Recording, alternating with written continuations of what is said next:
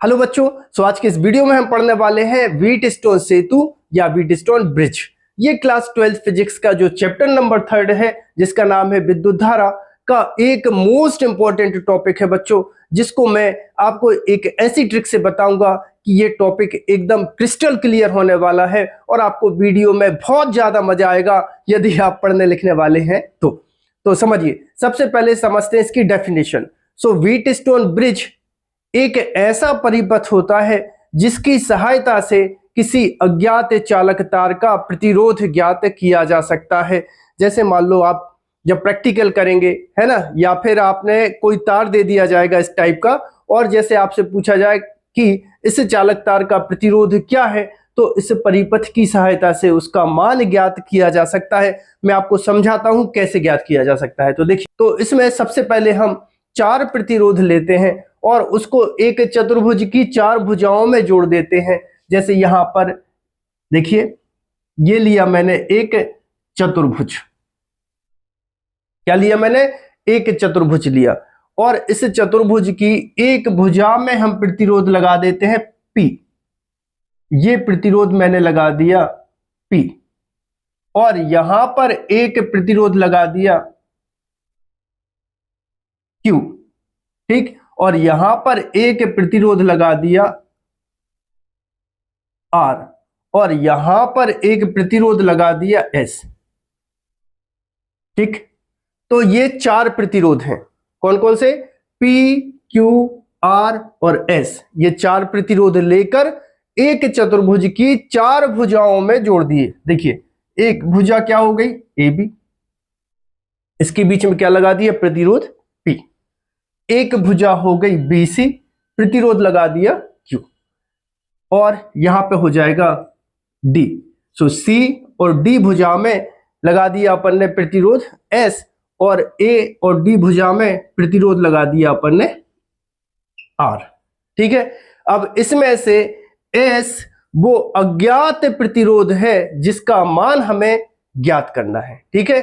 P, Q ज्ञात प्रतिरोध होते हैं, R एक रेजिस्टेंस बॉक्स होता है, मतलब वो भी एक तरह से ज्ञात ही प्रतिरोध होता है, और S क्या होता है?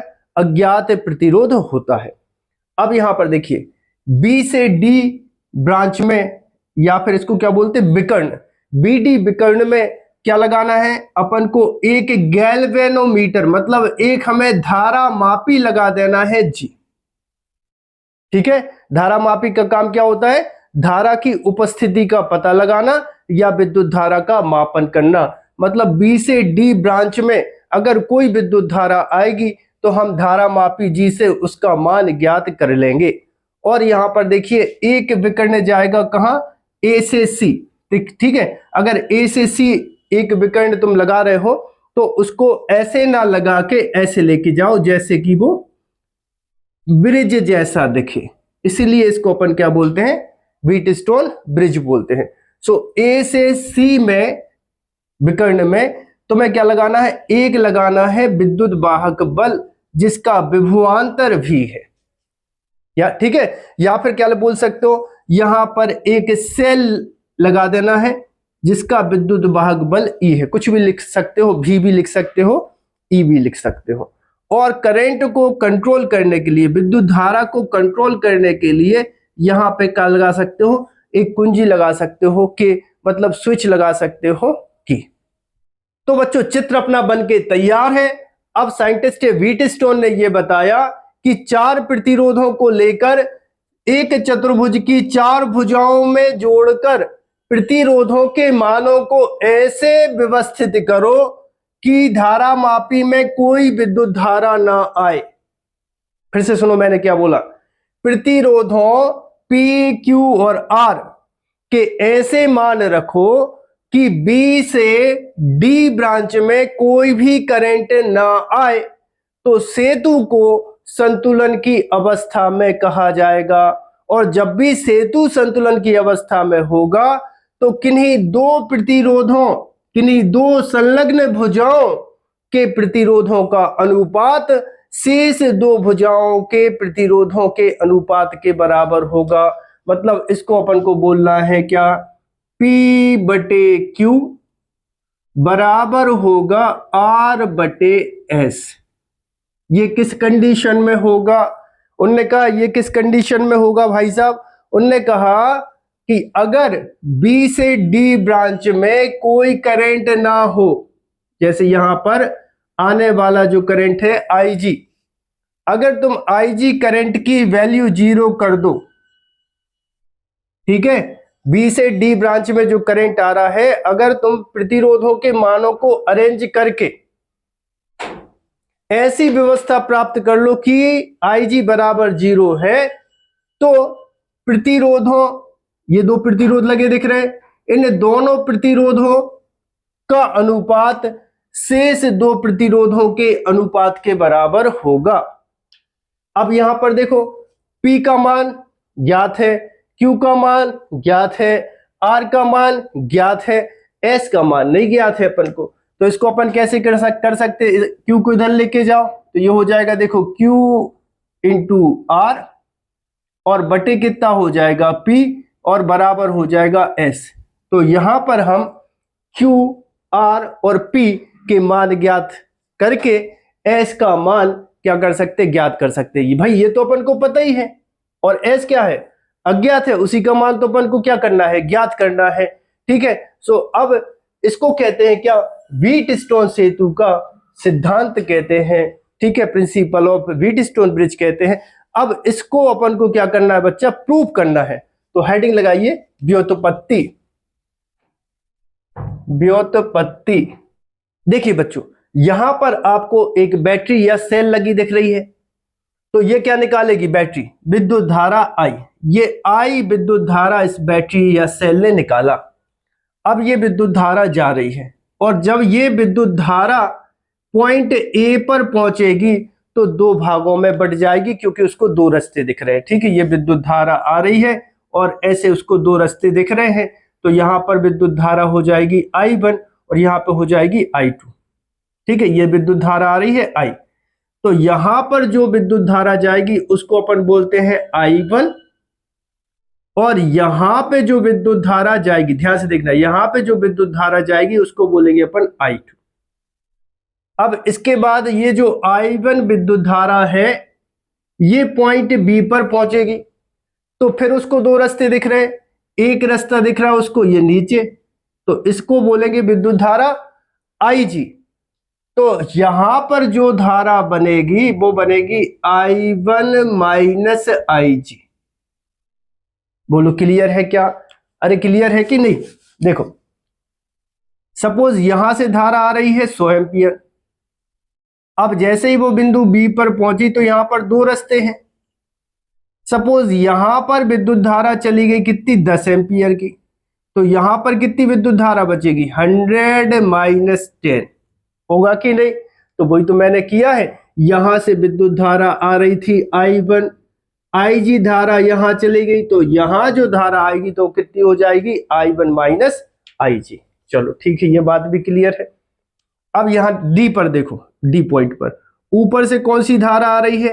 I2, और यहां B से D में विद्युत धारा कौन सी आ रही है? IG। तो यहां जो विद्युत धारा बनेगी, तो यहां पर देखो I2 प्लस हो जाएगी IG। बोलो हो जाएगी कि नहीं? भाई यहां से कौन सी धारा आ गई? I2, और यहां से धारा आ गई IG, तो I2 प्लस IG। अब यहां पर देखो, जब विद्युत धारा पॉइंट C पर आएगी तो ऊपर से कौन सी धारा आ रही है? सर ऊपर से विद्युत धारा आ रही है I1, यहां लिख दे रहा हूं क्लियर, ऊपर से विद्युत धारा आ रही है I1 माइनस IG। बोलो आ रही है कि नहीं? B से C की साइड। और यहां से देखो कितनी विद्युत धारा आ रही है? यहां से विद्युत धारा आ रही है I2 प्लस IG। आ रही है कि नहीं? अब आगे देखो बच्चों, यहां पर IG धनात्मक है, IG ऋणात्मक है, IG क्या हो जाएगा? कैंसिल हो जाएगा। तो यहां पर कितना बचेगा? I1 plus I2। ठीक है, I1 प्लस I2। तो जो बिंदु C पर जो विद्युत धारा पहुंची वो पहुंची कितनी? I1 plus I2। अब I1 प्लस I2 किसके बराबर है? I के बराबर है। यही धारा तो दो भागों में बट रही थी, तो बराबर कितना होगा? I। तो यहां पर I1 प्लस I2 बराबर कितना होगा I, मतलब जो सेल ने जो धारा दी थी वही धारा अपन ने उसको क्या कर दी है, वापस कर दी है। बोलो क्लियर है क्या? ओके।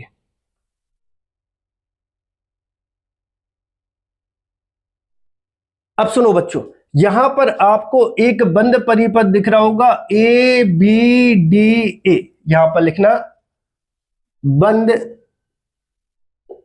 जाल या फिर लूप भी बोल सकते हैं। ABDA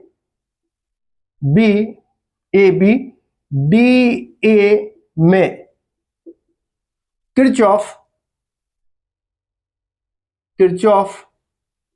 के द्वितीय नियम से, ठीक है, बंद जाल आपको दिख रहा है, कौन सा दिख रहा है, देखो ध्यान से, ABDA। अब इसमें आपको क्या ध्यान रखना है, देखो अपना जो लूप की डायरेक्शन वो क्या है, AB, इस डायरेक्शन में जाना है, ABDA। देखो तो जैसे ही अपन A से B जाएंगे, लूप की डायरेक्शन क्या है, A से B, तो अपन को सबसे पहले एक प्रतिरोध मिल रहा है। कौन सा प्रतिरोध मिल रहा है सर? P मिल रहा है, ये P मिल रहा है, और उसमें धारा क्या आ रही है, I1। ठीक है, अब ओम का नियम क्या होता है? ओम का नियम होता है सर V बराबर IR, V बराबर IR। तो यहां पे धारा कितनी है, I1, प्रतिरोध का मान कितना है, P है, तो यहां पे क्या आ जाएगा, I1P। और याद रखना किरचॉफ का जो दूसरा नियम क्या बताता था कि अगर हम धारा की दिशा में विभवांतर लें प्रतिरोध के लिए, जब धारा की दिशा में विभवांतर लें प्रतिरोध के लिए, तो इसका जो मान होता है वो होता है हमेशा ऋणात्मक। तो जब P से Q तुम जाओगे तो जो प्रतिरोध P है उसका जो विभव है वो क्या हो जाएगा, ऋणात्मक। कितना ऋणात्मक, -I1P। एक काम हो गया। अब इसके बाद देखो, हो गया इतना क्लियर। अब इसके बाद देखो क्या करना है अपन को, अब अपन को आना है B से D में आना है, B से D में आना है।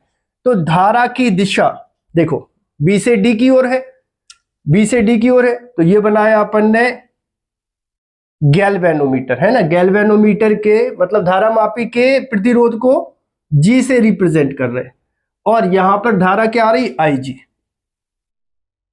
अब लूप की दिशा क्या है, B से D, यहां पर है B और यहां पर है D। अब प्रतिरोध में मैंने कहा धारा की दिशा में अगर जा रहे हो तो इसका विभव क्या लेना है, ऋणात्मक। तो इसका विभव क्या होगा, V बराबर IR। V बराबर कितना होता है, IR। I कितना है, IG। ठीक है, और धारा मापी का जो प्रतिरोध है वो अपन ने G लेके रखा है, कैसा हो जाएगा, ऋणात्मक। क्लियर। मैंने कहा प्रतिरोध में जब धारा की दिशा में चलो तो विभव को ऋणात्मक लेते हैं, तो V बराबर कितना हो जाएगा, -IG इंटू G। तो यहाँ पे कितना आ जाएगा, -IG और उसका प्रतिरोध G। ठीक, ये हो गया। अब D के बाद कहां पर आ गए अपन, D के बाद आना है अपन को A पर। ठीक है, तो यहां पर देखो फिर से प्रतिरोध लगा है, प्रतिरोध लगा है, ये अपना प्रतिरोध का मान कितना है, R, और इसमें जो धारा बह रही है वो ये बह रही है, I2। ठीक है, अपन कैसे जा रहे हैं, D से A, D से A। धारा आ रही है नीचे और अपन को जाना है ऊपर, धारा आ रही है नीचे, अपन को जाना है ऊपर। यहाँ पे क्या है, यहाँ पे D है, यहाँ पे A है। अपन अपना जो पाथ है वो क्या है, D से A। अपना जो पाथ है वो क्या है, D से A। तो जब D से A पाथ की डायरेक्शन तुम ऐसे जा रहे हो और धारा आ रही है ऐसे, तो इस कंडीशन में जो विभवांतर है वो कैसा होगा, देखो V बराबर क्या होता है, IR। धारा कितनी है, I2।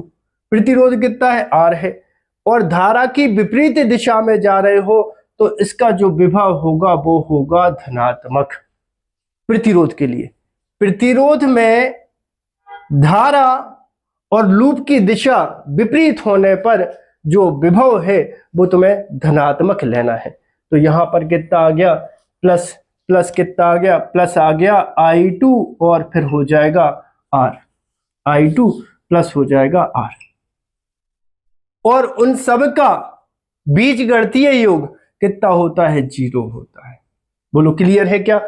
अब दूसरी बात व्हीटस्टोन ने यह बताई कि सेतु जब संतुलन की स्थिति में होगा सो बी से डी ब्रांच में कोई भी विद्युत धारा नहीं आएगी। यहां पर लिख देना व्हीटस्टोन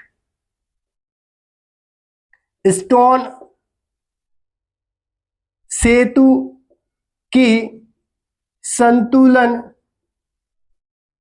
की अवस्था में Ig बराबर 0। जब सेतु संतुलन की अवस्था में होगा तो बी से डी ब्रांच में कोई करंट नहीं आएगा, मतलब Ig कितना हो जाएगा? 0। तब ये समीकरण कैसे बन जाएगा? देखो I1P -0 into G plus I2R बराबर 0। अब Ig 0 तो ये टोटल 0 हो जाएगा, तो कितना बचेगा? I1P प्लस I2R बराबर 0। माइनस I1P का पक्षांतर कर दो तो ये हो जाएगा कितना? I1P बराबर I2R। ठीक है, साइन चेंज कर दिया मतलब पक्षांतर कर दिया। यहां देखो ऋणात्मक था, धन हो गया तो पक्षांतर कर दिया। इसको देखो, दे दो समीकरण नंबर 1। क्या यहां तक क्लियर है? अब देखो बंद परिपथ लेना है BCDB, यहां पर लिखना। अब बंद परिपथ कौन सा है? BCDB में किरचॉफ के द्वितीय नियम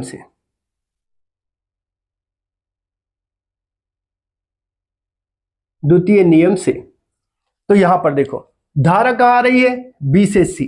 मैंने कहा प्रतिरोध में जब धारा की दिशा में लूप की डायरेक्शन हो तो उसके विभवांतर को ऋणात्मक लेना है। तो देखो अगर B से C में जो प्रतिरोध लगा है वो कितना है? ये है Q, और ये आ रही धारा की दिशा I1 माइनस IG। तो इसका विभवांतर क्या हो जाएगा? V बराबर कितना? I1 माइनस IG, और यहां पे आ जाएगा Q। लूप की डायरेक्शन क्या है? B से C है लूप की दिशा, और उसी दिशा में है धारा, तो इसके विभवांतर को क्या लेना है? ऋणात्मक। इसके विभवांतर को लेना है ऋणात्मक। तो कितना हो जाएगा? देखो माइनस I1 IG, ये तो हुई धारा, और उसका जो प्रतिरोध है वो है Q। अब आ गए C पर। C से D में देखो धारा आ रही है ऊपर, और लूप की दिशा है C से D की ओर, माने धारा और लूप दोनों विपरीत दिशा में है। प्लस लगा दो तो इसका प्रतिरोध कितना है? S, और धारा कितनी है? I2 plus IG। ये हो गया। अब आना है अपन को D से B पर। धारा आ रही है नीचे, हम जा रहे हैं ऊपर, तो इसका जो प्रतिरोध है वो कितना है? इसका प्रतिरोध कितना है? GI है। धारा मापी का जो प्रतिरोध है वो कितना है? GI। तो यहां पे सबसे पहले लगा दो प्लस धारा, और प्रतिरोध कितना? G। क्यों प्लस? क्योंकि धारा नीचे और लूप की दिशा ऊपर, बराबर कितना हो जाएगा? 0। अब सेतु कैसा है? सेतु की संतुलन की स्थिति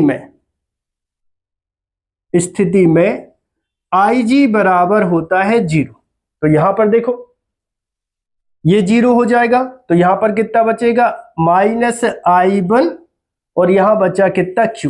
अरे IG 0 हो गया भाई साहब, सेतु संतुलन की स्थिति में है। प्लस यहां पर कितना? S, और ये क्या हो गया? 0। तो कितना बचा? I2 और S, और ये 0, तो ये टोटल टर्म क्या हो जाएगी? 0, बराबर कितना हो जाएगा? 0। ठीक है बच्चों, अब देखो यहां पर माइनस I1Q का पक्षांतर कर दो तो ये हो जाएगा प्लस का, ये हो जाएगा I1Q बराबर I2S, और इसको दिया समीकरण नंबर 2। अब समीकरण नंबर 2 में समीकरण नंबर 1 का भाग देने पर, समीकरण नंबर 1 क्या था? समीकरण नंबर 1 था I1P बराबर था I2R। अब इसमें भाग देना है अपन को 2 से, तो बटे हो जाएगा I1Q बराबर I2S। क्या किया अपन ने? समीकरण नंबर 1 भागित समीकरण नंबर 2। अब यहां पर देखो I1 गया, I2 गया, तो कितना बचा? P बटे Q बराबर R बटे S। ठीक है, सो यही तो व्हीटस्टोन सेतु का सूत्र है या सिद्धांत है। तो आई होप आप सभी को वीडियो पसंद आया होगा। यदि आप सभी को वीडियो पसंद आया हो तो चैनल को सब्सक्राइब करें, वीडियो को लाइक करें और वीडियो को अपने दोस्तों के साथ शेयर करें। मिलते हैं बच्चों अगले वीडियो में।